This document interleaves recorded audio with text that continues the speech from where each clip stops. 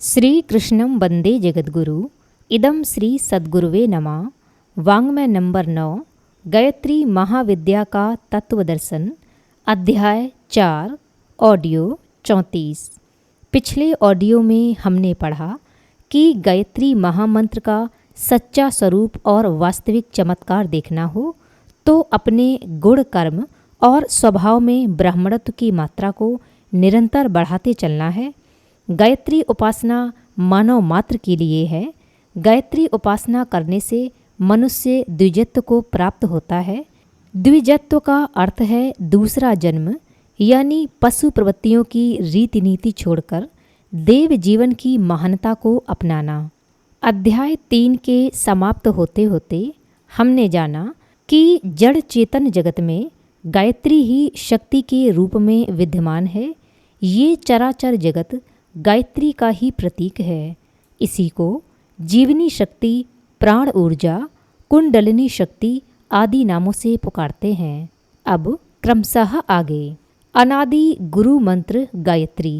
इसका पहला हेडिंग है गायत्री ही गुरु मंत्र है। गायत्री मंत्र को अनादि काल से गुरु मंत्र कहा जाता है। गुरु का कार्य दिशा बोध कराना है। गायत्री मंत्र मनुष्य को देवत्व की, जीवन सार्थकता की दिशा प्रदान करने में सदैव अद्वितीय रहा है। इसलिए यह गुरु मंत्र है। ऋषि महर्षियों से लेकर अवतारी पुरुषों तक ने अपने साधना क्रम में इसे प्रधानता दी है। महर्षि वशिष्ठ, विश्वामित्र, याज्ञवल्क, व्यास, भगवान राम, कृष्ण आदि के उदाहरण इस संदर्भ में प्रमाण हैं।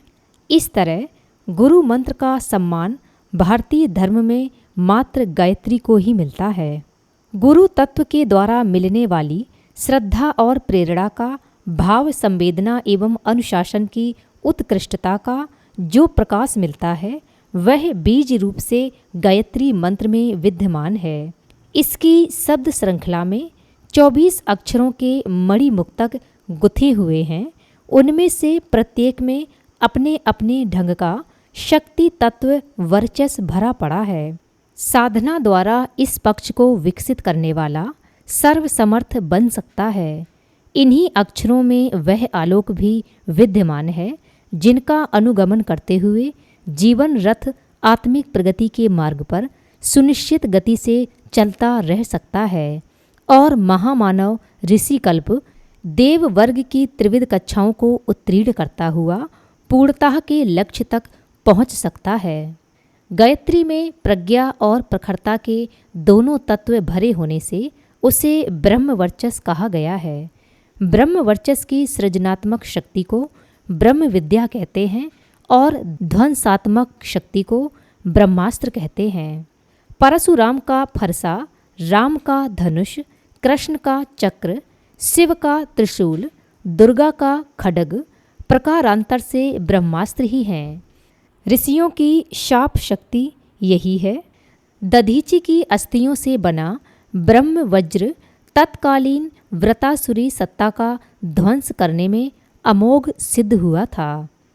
उसी के सहारे देव संकट टला और असुरता का साम्राज्य छिन्न भिन्न हो सका। ऋषि रक्त का संचय घड़े में भरने के रूप में किया गया नियोजन ब्रह्मास्त्र का ही उपक्रम था। सीता उसी से जन्मी और रावण परिकर के विनाश की भूमिका प्रस्तुत करने में समर्थ सिद्ध हुई। अनुसुईया के अभिशाप से ब्रह्मा, विष्णु, रुद्र अपनी क्षमता को गवा बैठे और बालकों जैसा आचरण करने लग गए थे। चाणक्य के शाप से नंदवंश का जिस तरह विध्वंस हुआ वह सर्वविदित है। कपिल मुनि के शाप से 60,000 सगर सुतों की दुर्गति होना प्रसिद्ध है। मेघदूत के नायक यक्ष को शाप से प्रताड़ित होकर कितनी विरह वेदना सहनी पड़ी, इसकी एक झांकी उस महाकाव्य के पढ़ने वालों को सहज ही मिल जाती है। पुराण साहित्य के पन्ने पन्ने पर भरी पड़ी ऐसी असंख्य घटनाएं बताती हैं कि ब्रह्म वर्चस्व का प्रहार कितना शक्तिशाली होता है। यह आत्मशक्ति के ध्वंसात्मक पक्ष का परिचय है। यूँ इसका प्रयोग आपत्तिकालीन समस्याओं को हल करने के लिए यदा कदा ही करना पड़ता है, फिर भी उसकी क्षमता तो स्वीकार करनी ही होगी। ब्रह्म विद्या की सृजनात्मक शक्ति का परिचय तो पग पग पर मिलता है। जीवन के प्रत्यक्ष पक्ष को सुखी समुन्नत बनाने में उसका असाधारण योगदान है। धन के आधार पर मिलने वाली सुविधाएं सर्वविदित हैं। उस माध्यम से उन्नति करने वालों के उदाहरण अपने आसपास ही असंख्यों देखे जा सकते हैं। इसी प्रकार बुद्धि बल से, शरीर बल से, कुशलता, प्रतिभा और साहसिकता जैसे गुणों से उन्नति के उच्च शिखर पर जा पहुँचने वालों के उदाहरण भी पढ़ने पर सर्वत्र मिल जाते हैं। आत्मबल का चमत्कार इन भौतिक सामर्थ्यों की तुलना में असंख्य गुना बढ़ा चढ़ा है। उससे व्यक्ति की आत्मसत्ता का निखार होता है और बढ़ी हुई आंतरिक प्रखरता संसार का सर्वोच्च सामर्थ्य सिद्ध होती है।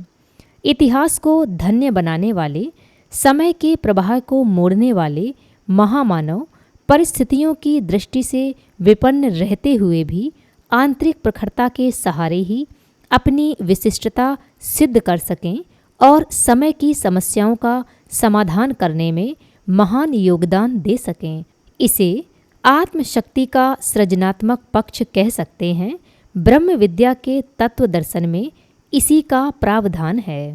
गायत्री महामंत्र की इन उभयपक्षीय क्षमताओं से सुसंपन्न साधक की तुलना राजहंस से की गई है। उसके उपर्युक्त दोनों पक्ष दोनों पंखों की तरह खुलते हैं और उस पर गायत्री महाशक्ति आरूढ़ होती है तथा समस्त ब्रह्मांड में विचरण करती है। साधक की सहायता के लिए जा पहुँचने में यह राजहंस ही प्रमुख माध्यम होता है। इस अलंकारिक प्रतीक प्रतिपादन में इसी तथ्य का निरूपण किया गया है कि गायत्री महाशक्ति के दो ही उपयोग हैं, कल्याणकारी श्रेय साधन और दुखदायी विघ्न विदारण में उसका सामर्थ्य अपने अद्भुत प्रभाव का परिचय देता है। गायत्री को गुरु मंत्र क्यों कहा गया है, इसकी संगति उपर्युक्त विवेचन से ठीक बैठ जाती है। गु का अर्थ है ज्ञानवर्धन, रू का अर्थ है अशुभ निवारण। दोनों कार्य जो सत्ता संपन्न कर सकती है उसे गुरु कहते हैं। व्यक्ति उसके प्रतीक हो सकते हैं, पर वस्तुतः यह ईश्वरीय शक्ति है और हर अंतर आत्मा के अंतराल में विद्यमान रहकर ब्रह्म चेतना का प्रतिनिधित्व करती रहती है। गायत्री मंत्र में इसका प्रत्यक्ष परिचय मिलता है। दीक्षा गुरु शिष्य के लिए दो कार्य करते हैं, श्रद्धा संवर्धन और उपयोगी अनुशासन नियंत्रण। आत्मिक प्रगति के यही दो मूलभूत आधार हैं जिनके सहारे व्यक्ति क्रमशः ऊंचा, अधिक ऊंचा, असीम ऊंचा उठता चला जाता है। श्रद्धा का तात्पर्य है अंतर आत्मा की सृजन शक्ति। अनुशासन का अभिप्राय है काट छांट, तपाना, सुधारना, ढालना और परिवर्तित परिष्कृत करना। यह दोनों प्रयोजन गायत्री में सन्निहित प्रेरणा और समर्थता के सहारे संपन्न होते हैं।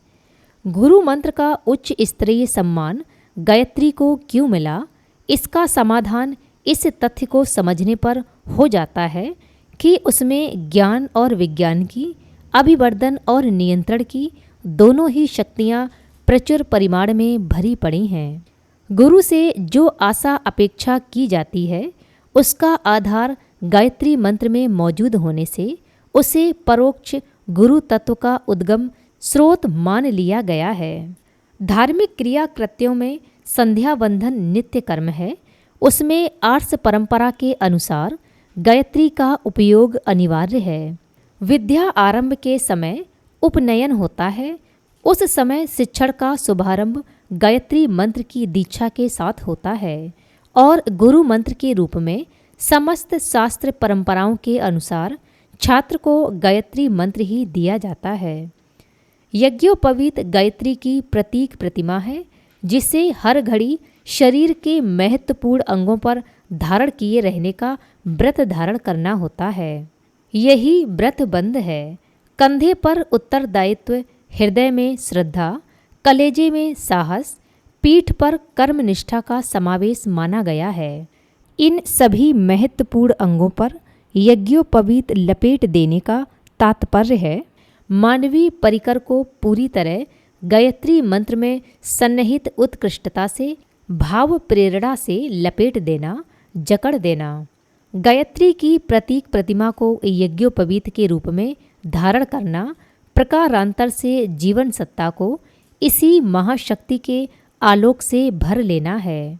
विद्या आरंभ संस्कार इन्हीं आस्थाओं की प्रतिष्ठापना छात्र के अंतराल में करने की दृष्टि से होता है। शुभारंभ में गायत्री मंत्र की ही प्रत्यक्ष और परोक्ष अवधारणा है। गुरु मंत्र गायत्री को क्यों कहा गया है, इसका आभास इस विवेचन तक पहुँचने वाले को सहज ही लग जाता है। कथा है कि महर्षि दत्तात्रेय अपनी ज्ञान पिपासा जब कहीं तृप्त ना कर सके तो सीधे प्रजापति के पास पहुँचे। ब्रह्मा जी ने उनकी आकांक्षा जानी और बताया कि सद्गुरु के अतिरिक्त ज्ञान पिपासा को तृप्त करने का सामर्थ्य और किसी में नहीं है। सद्गुरु अंतःकरण की गहराई में विद्यमान है और वहाँ तक पहुँचकर ही उसका अनुग्रह पाया जा सकता है। दत्तात्रेय ने प्रजापति का परामर्श शिरोधार्य किया और अपने अंतराल का गुरु तत्व खोज निकाला। उस गुरु कृपा से सुसंपन्न होकर उन्होंने जिस भी पदार्थ या प्राणी पर दृष्टि डाली, उसी में से सद्ज्ञान का स्रोत उमड़ने लगा, निर्झर बहने लगा। कथा में ऐसी 24 घटनाओं का वर्णन किया गया है जो थीं तो सामान्य, पर उन्हीं से महर्षि को आत्मबोध के समस्त रहस्य उपलब्ध हो गए। इन रहस्यों का उल्लेख महर्षि दत्तात्रेय प्रणीत गुरु गीता में हुआ है। जिन पदार्थों और प्राणियों से महर्षि ने प्रकाश प्राप्त किया, उन्हें गुरु माना और दत्तात्रेय के 24 गुरु प्रख्यात हुए। पुराणकारों ने उन सबका विस्तार पूर्वक वर्णन किया है। गुरुओं की संख्या 24 ही क्यों, इससे न्यूनाधिक क्यों नहीं, इस प्रश्न का एक ही उत्तर है। गायत्री के 24 अक्षर ही वे तथ्य हैं जिन्हें अध्यात्म जगत में गुरु एवं सद्गुरु की संज्ञा दी गई है। गुरु महात्म्य बताते हुए कहा गया है कि निगुरा की गति नहीं होती, अर्थात गुरु विहीन को आत्मिक प्रगति में सफलता नहीं मिलती। इस शास्त्र वचन में जिस गुरु तत्व की महानता का प्रतिपादन है, उसे गुरु मंत्र गायत्री में ही सन्निहित समझा जा सकता है। इन्हीं विशेषताओं को ध्यान में रखते हुए दैनिक संध्या वंदन में गायत्री को अनिवार्य रूप से जुड़ा रखा गया है। संध्या नित्य कर्म है। संध्या प्रकारांतर से गायत्री का ही विस्तृत एवं व्यवस्थित कर्मकांड है। इसे दैनिक गुरु पूजा या गुरु भक्ति भी कह सकते हैं। गायत्री मंत्र की दीक्षा गुरु मुख से लेने का अभिप्राय यह है कि प्रतीक के माध्यम से तथ्य को हृदयंगम किया जाए, शरीरधारी गुरु की सहायता से अंतरंग में ब्रह्म सत्ता का प्रतिनिधित्व करने वाले सद्गुरु तक पहुंचा जाए। उपासना प्रयोजन में अनेक मंत्रों का उपयोग होता है। अनेक देवताओं की अभ्यर्थना के लिए किए जाने वाले विधि विधानों में तद अनुरूप मंत्रों के उपयोग की परंपरा है। इन्हें साधना मंत्र, देव मंत्र, संप्रदाय मंत्र आदि की संज्ञा दी जा सकती है, पर गुरु मंत्र भारतीय धर्म में एक ही है, गायत्री। उस सर्वोच्च पद पर आसीन होने की अधिकारिणी मात्र वेद माता को ही ऋषि मान्यता मिली है। इसी में शास्त्र परंपरा का समर्थन है। मुसलमान धर्म में एक ही कलमा मंत्र की प्रमुखता है। ईसाई धर्म में बपति इस्मा मंत्र की ही प्रधानता है। भारतीय धर्म में गुरु मंत्र के ज्ञान से मात्र गायत्री मंत्र को ही मान्यता दी गई है। यह अकारण नहीं, इस महामंत्र की साधनात्मक और शिक्षात्मक विशेषताओं को, ज्ञान विज्ञान की दिव्य धाराओं को ध्यान में रखते हुए ही इसे अनादिकाल से गुरु मंत्र के रूप में मान्यता दी गई है। गायत्री मंत्र तात्विक और दार्शनिक दृष्टि से अपने आप में पूर्ण है, उसमें ज्ञान और विज्ञान की समस्त दिव्य धाराओं से साधक को लाभान्वित करने का सामर्थ्य मौजूद है। महत्वपूर्ण ज्ञान विज्ञान के तथ्यों को छात्र ठीक तरह समझ सकें और लाभान्वित हो सकें, इसके लिए अध्यापक का सहयोग आवश्यक माना जाता है। ठीक इसी प्रकार गायत्री मंत्र का उपयोग व्यक्ति विशेष को किस प्रयोजन के लिए किस प्रकार करना चाहिए, इसकी सही जानकारी प्राप्त करने के लिए दीक्षा गुरु की आवश्यकता पड़ती है। इसी से गायत्री साधना की सफलता के लिए अपने विषय के निष्णार्थ एवं अनुभवी गुरु की आवश्यकता बताई गई है। सही चिकित्सक की तरह सही शिक्षक भी सुनिश्चित सफलता के लिए आवश्यक है। इसी दृष्टि से आत्मिक प्रगति के पथ पर चलने वाले गायत्री उपासकों के लिए उपयुक्त गुरु का मार्गदर्शन एवं सहयोग आवश्यक माना गया है। सभी को प्रणाम। 21वीं सदी उज्जवल भविष्य। भारत माता की जय। वंदे मातरम। सभी को प्रणाम। वाग्मय अर्थात शब्द, विचार, भावनाओं का दिव्य देव संग्रह परम पूज्य गुरुदेव युग दृष्टा की इस धरोहर को ऑडियो रूप में सुनने के लिए चैनल को सब्सक्राइब करें, वीडियो को लाइक करें, नोटिफिकेशन ऑन करें, गुरुवाणी जन जन तक पहुँचाएं। जय महाकाल। हृदय से आभार।